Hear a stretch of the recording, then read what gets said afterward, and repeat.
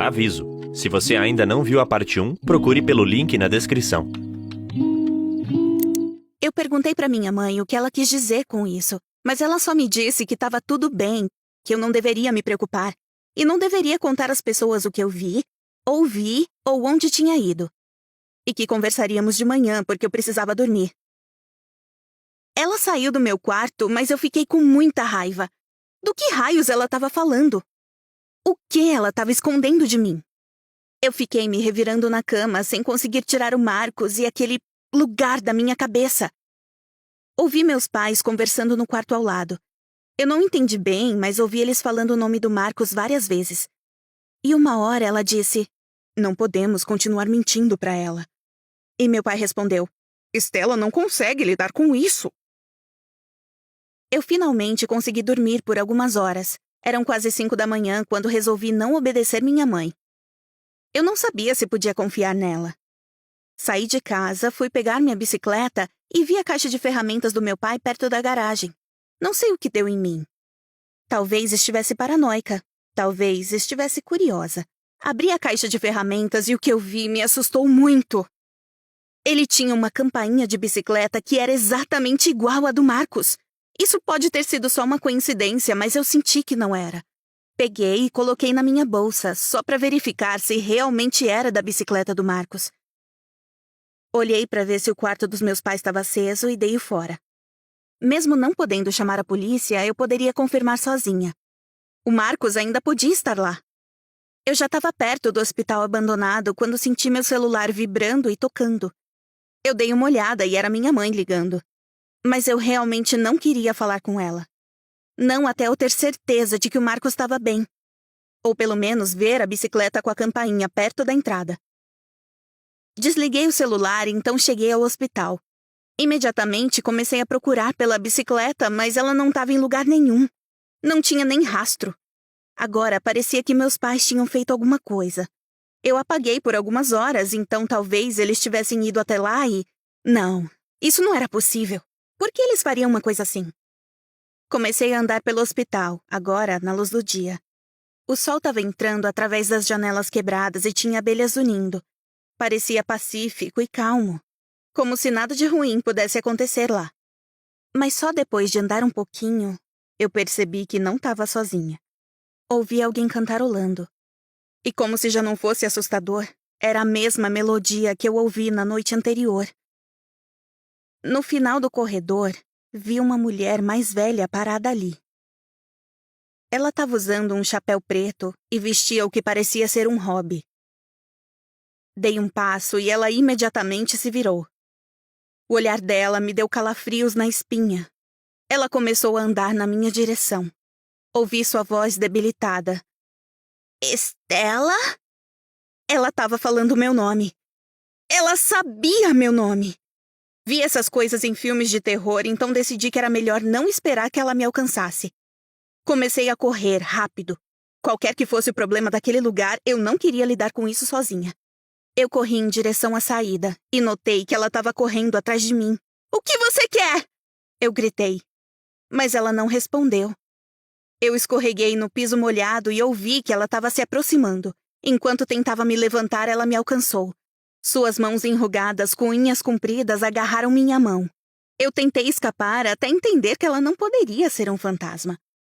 A mão dela era... quente. Real. "Por favor, Stella, eu preciso dizer uma coisa." Eu desisti. Me virei para olhar para o rosto dela. Ela parecia triste e cansada, como se não dormisse há muito tempo. Senti lágrimas escorrendo pelo meu rosto quando ela me abraçou. Bem apertado. Eu não sabia por que ou como, mas parecia certo. Aquilo me acalmou. Então a mulher começou a dizer coisas super estranhas. "Não é sua culpa, Stella." Era como se ela soubesse que eu tinha deixado Marcos lá. Como se ela soubesse que eu me sentia culpada. "Mas o Marcos se foi." Eu não esperava por aquilo. Meu coração começou a bater como se estivesse tentando sair do peito. Só fazia o quê? Umas 8 horas desde que eu tinha saído dali? Como ele já podia ter ido? Como as pessoas já sabiam o que aconteceu? Ao mesmo tempo, ouvi um carro estacionando do lado de fora. Minha mãe apareceu na entrada, assustada. Ela correu até mim e me abraçou, chorando. Eu não conseguia entender o que estava acontecendo. Ela disse olá para a senhora de meia-idade como se elas se conhecessem e, finalmente, depois de 5 minutos de total caos e confusão, minha mãe disse: "Vire-se, Stella." E eu virei. Mais uma vez, senti a dor mais horrível dentro do meu peito, como se o prédio inteiro estivesse tentando me esmagar. Eu não podia acreditar no que eu via. Eu mal conseguia me concentrar. Lá estava, na minha frente, a coisa que eu estava procurando. Só que de uma maneira totalmente diferente do que eu esperava. Eu estava do lado oposto do corredor, em frente ao mural que eu me lembrava com certeza que o Marcos tinha me mostrado. Tentei forçar minha memória para lembrar exatamente o que eu vi retratado no mural, mas não conseguia lembrar. Então, eu vi a coisa mais esquisita. Eu estava olhando para mim. E para o Marcos. Um pouco mais novos, talvez uns 11 ou 12 anos. Estávamos de mãos dadas. E perto da parede estava a bicicleta dele, cheia de flores. A mulher deve ter notado que eu ainda não conseguia entender nada, então ela pegou minha mão. "Sabe, às vezes ainda não consigo acreditar que ele não está mais aqui. Então venho aqui para olhar o mural. Eu até ouço a voz e a risada dele. Sinto seus braços e seus abraços. Precisamos aceitar que ele não está mais aqui, porque precisamos seguir em frente", disse a mulher. De repente, eu fiquei tonta. Sentei no chão e apoiei minha cabeça na bicicleta. Ao fechar os olhos, comecei a entender o que ela quis dizer. Eu vi flashes das minhas memórias. Do Marcos, meu amigo de infância. Meu primeiro crush, me chamando para essas aventuras doidas. De nós pedalando pelo bosque, cantando, brincando de esconde-esconde. E daquela noite em que a nossa amizade e a vida dele terminaram. Daquela noite quando estávamos explorando aquele hospital abandonado e ele correndo feito louco tentando me assustar. De quando do nada ele pisou em algumas tábuas molhadas e elas racharam, quebraram e ele caiu num buraco. E eu fui até lá, vi o corpo dele e saí pedalando para conseguir ajuda, mas quando eu voltei ele já tinha morrido. Por um momento eu realmente queria não ter lembrado de tudo isso.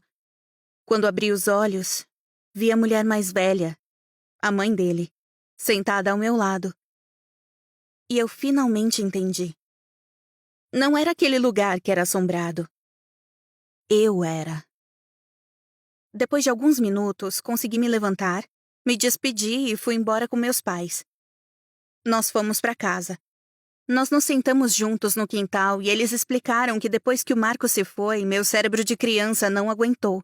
Então eu reprimi a maior parte das memórias. Continuei voltando àquele hospital abandonado e a outras casas abandonadas, mas não consegui entender o porquê. Minha mãe disse que às vezes eu lembrava de um amigo de infância com quem eu andava de bicicleta e passeava, mas a lembrança não durava muito. Meus pais tiveram medo da verdade me machucar, então eles deixaram acontecer. Depois dessa conversa, eu decidi que tinha que conviver com a verdade.